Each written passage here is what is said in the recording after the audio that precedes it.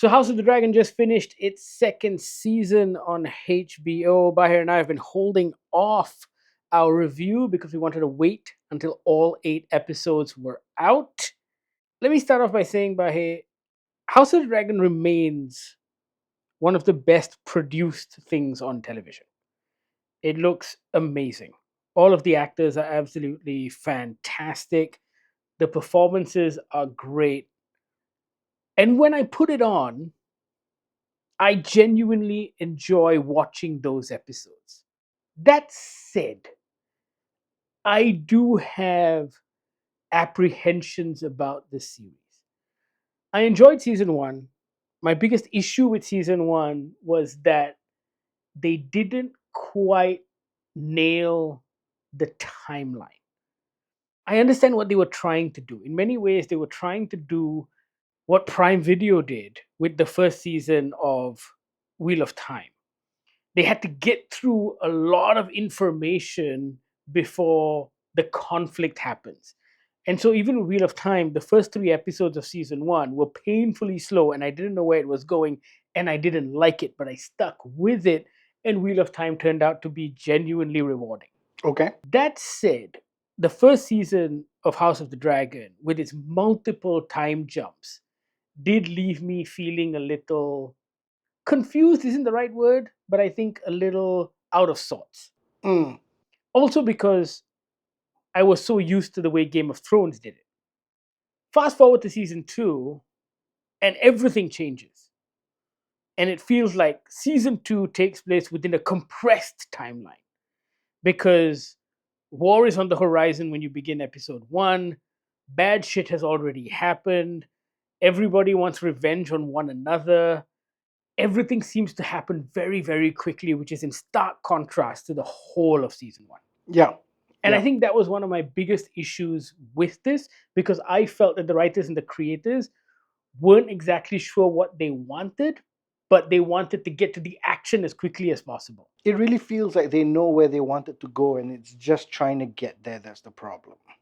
Yeah. Like I understand. Like But they had to check off all the boxes in they had to season check one. off all the boxes in season one to get there first. Like I understand season one is the reason for the war. Season two is going to be the sort of setup for the war, the amassing of forces, people proclaiming their banners and all that stuff. I get it. However, after the drama of the first 10 episodes of season one, and now just more drama from the 8 episodes of season two, it really feels like it's taking too long to get there. I almost feel like they could have done this in one season. Like the first 2 seasons, if it just moved it along a lot quicker, maybe. But then again, I guess then you end up rushing things. I find myself enjoying the episodes when I'm watching it. I am not thinking about the characters after the episode ends. That is my second big problem with House of the Dragon. I have no one to root for. Yeah. And I never had that problem with Game of Thrones. So in the first season, obviously you have the Starks, which you are rooting for, and then bad shit happens to them. But there are still elements of the Starks that you are rooting for. Tyrion is a fantastic character, complex character. Even Jaime. There are moments when you are rooting for Jaime. Over the course of the 7 seasons, you as an audience, everybody starts off rooting for the Starks. But as the season wears on, the audience group starts peeling off, right? Jaime Lannister, who starts off the series as the real dick in the bunch, ends up redeeming himself in a very painful, in a very difficult way, an actual redemption. It's not a case of him just saving a cat from a tree. He went through hell, lost his hand, and then has to come back as not a hero, but at least a redeemed character. And over the course of the 7 seasons, you as an audience member are constantly switching allegiances. You're rooting for Daenerys. You're liking Jon Snow. You're building up a following of these certain characters. However, here in the first 18 episodes, I still don't know if I care about anybody. I think it's the succession problem. Okay. In that House of the Dragon feels like Succession. It's a family drama, Mm. but everyone is an asshole. Mm. and no one is quite lovable enough. Mm. So at the end of the day, even if you're supporting someone, even if you're team black or team green, I don't feel it's because you genuinely like them. You couldn't possibly, because they're all doing horrible, horrible things. They're either ineffectual or doing horrible, horrible things, which is the same thing with the characters in Succession, right? They're either ineffectual or total shits. Like for a split second in season 2, I thought there was an interesting development with regards to Allison and Rhaenyra. Is Allison correct in saying that her husband had said that their son will carry it forward and not Rhaenyra? But then the writers kind of almost give up on that very quickly, and the writers plant their flag as saying it's going to be Rhaenyra. That is the person that's supposed to take over. Yes. And Allison, through a grief-stricken miscommunication, thought that it was her son. At which point, there is a clear good guy, right? The clear good guy is Team Black. However, none of the people in Team Black are nice enough for me to want to follow. The problem is, even though there is a clear good guy, one of them ends up ordering the decapitation of a baby. Yes. And so that kind of removes any sentiment you may have or any sympathy you may have for Team Black, right? So it's like in the second episode at the funeral, or was it the third episode, when Rhaenyra is having a conversation with Rhaenys, and Rhaenyra goes, "Well, they started it because they stole my throne." And Rhaenys just lays out all of the stuff that happened. And she's Mm. like, "Oh, really? Or did it start when your son took his eye? Or did it start when they killed your son and his dragon? Or did it start at this point? Or did it start at this point?" And you're like, "Oh, yeah, shit. There are multiple errors on everyone's part Yeah. that everyone becomes irredeemable." Yeah.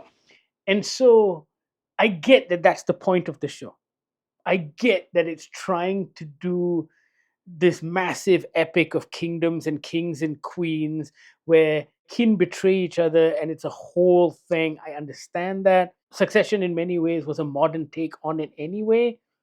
But I'm just not sure that it works for me given that I don't have anyone to root for. And I think that was what made Game of Thrones stand out, because throughout the seasons you were constantly changing your allegiances. Yes. Here they're kind of forcing an allegiance with the marketing of hashtag Team Green, Team Black. But I'm not sure I feel for any particular team. And I think that's the problem. I really don't feel myself rooting for anybody. This is starting to feel like a well-produced history lesson. Which is what the book is, lah. Yeah, and I get that, right? Like this is really starting to feel like a well-produced history lesson. And I'm a guy that's terrible with names, and the fact that all these characters' names sound alike I know. is really hard for me to keep track of. Like R.R. Martin loves that, right? Because that's how it used to be. Yeah, I guess. I mean, I've confused enough Raja Mustafas in my lifetime. So, and look, that problem really isn't a writer's problem because that's the source material. You kind of have to deal with it. But right now, as I'm watching it, I'm still tuning in as best as I can Monday mornings or Monday evenings or Tuesday afternoons because I still want to know what happens. Same. I want to know what happens next. But if you came up to me and went, "Uma, who was this guy?" I can't name the characters. Not only that, but my issue is when I'm watching it, I find myself almost needing the wiki page open because I'm like, wait, what was that again? Oh yes, okay, that's what happened there. Okay, that's why they're angry at each other. Oh, okay, so that's where he is. That's where Damon is. Got it right. He's at Harrenhal because he's trying to find an army for himself, but then he gets bad nightmares and he decides that, you know what, I'm going to bend the knee to my wife, which is what I should have done in episode 2 anyway before I ran off. The problem is it takes so long for all these things to unfold that I just don't care anymore. Show me the fucking dragons dancing. That's all I want right now. Can we talk about my other big problem with the show? Okay. The ending. Okay. So I don't necessarily have a problem with the ending of season 2. I have a problem with it being a cliffhanger. Now, cliffhanger endings are fine. They're an age-old TV trope. Network television did it for years. But when a network show ended in June or July, you knew that you were going to get a conclusion in fall. Yep. September, October, the next season would start if the show got renewed, and you would get some sort of resolution. My problem with modern day shows having cliffhanger endings, and this is not a House of the Dragons problem, it's just the way modern day TV shows work, the scale of their production, how long it takes, is that I'm likely going to have to wait 2 years before I get season 3 of House of the Dragon. Yeah. At which point, how much will you still care? And how much will you still remember of what is happening? And because of that, I feel like it is the writer's responsibility to self contain it as much as possible. I think season 1 had a better ending in the sense that I think the issues of season 1 were primarily resolved, but then with Viserys' death, and there was only one real cliffhanger, which was the death of the boy and the dragon, a lot of the other stuff had kind of worked itself out. So Yep. we didn't have 100 different loose ends to wait for a resolution. To be fair, season 2 doesn't have 100 different loose Okay, it ends. doesn't have 100 It's different got loose ends. maybe 2 massive loose ends. Okay, and I two think, massive loose ends. But can we once and for all do away with the musical montage thing? yeah, I think That was my problem, where everyone is kind of doing things yeah, in a musical montage before credits. yeah. I completely and utterly totally agree with you. The problem with these things is that you're setting up a promise. You're getting me excited. The second half of season 2 felt like that. The second half of season 2 felt like, oh, wait for it, guys. It's Oh, coming. The dragons are gonna fuck shit up.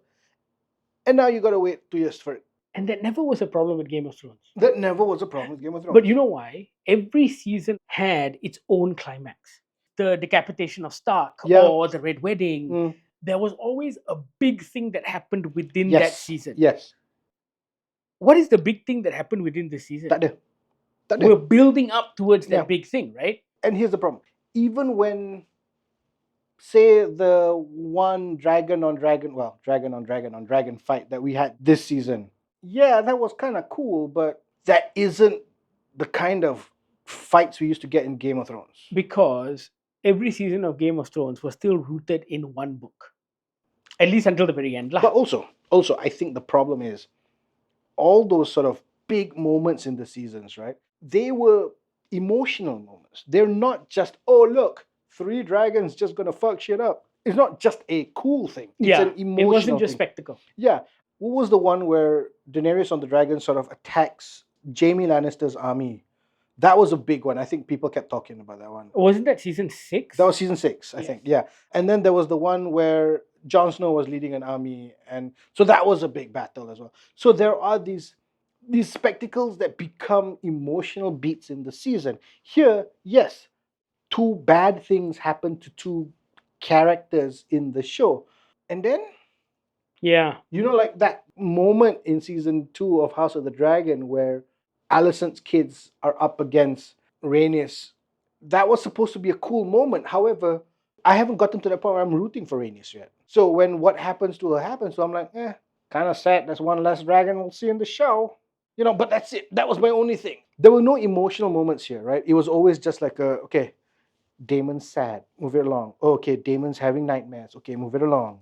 Daemon's seeing shadows. Okay, that's okay. Move it along, you know? Yeah. I was like, okay. Which isn't to take anything away from the show. House of the Dragon, yet again, remains an incredibly well-produced show. And still very watchable. Very, very I watchable. think that's the thing that we want to say, right? Even with all our comments, I'm still actively looking forward to a Monday drop. However, and I think this might be our biggest problem with it, it's not making us feel the same way the early seasons of Game of Thrones did. And I think that's the biggest problem. It's not giving me that same excitement. Yeah. Yes, I'm looking forward to the weekly drop, but I don't feel the same way about it that I did with Game of Thrones. I don't want the t-shirts. I don't want the emblems. I Right? don't want the toys. With Game of Thrones, I wanted all of that yeah, stuff. like when I was in the UK, I bought the pin of the hand. And I was like, oh, that's so cool. Like the only thing from this one that I may want is the balls that they use. That they put on the tables And in the council. I thought that was great. I like that thing. That was I read a whole article on it. But no, you're right. I'm not invested. I'm hoping that the end of my sentence is I'm not invested yet. I will say, after I had seen the end of season two, I had texted a friend of ours who's a massive Game of Thrones House of the Dragon fan, and she hadn't seen it yet. And I was like, I hope they know where they're going with this, because season two already felt like they were buying time. And this was before Condell's announcement that season four is the final season. I think that's great. I think it's good that it's not a potential 7 season type show. Yeah, Like, end it at 4, because I haven't read the books, but I know what happens. I know what is happening to the characters here, and you can't stretch that out. You have to sort of end it. This show needs a definite end that you can work towards, so you can then just let everybody move on with their lives. correct. Yeah. Let us know how you're feeling about House of the Dragon. Is it still giving you the same thrills, those same Game of Thrones thrills? Or, like us, are you feeling a little underwhelmed? You know how to reach out, Goggler MY, all of our social media feeds. You can also email us on podcast@goggler.my or send us a WhatsApp on the Goggler hotline, 012-524-5208. Thank you so much for listening. This is the Goggler Podcast.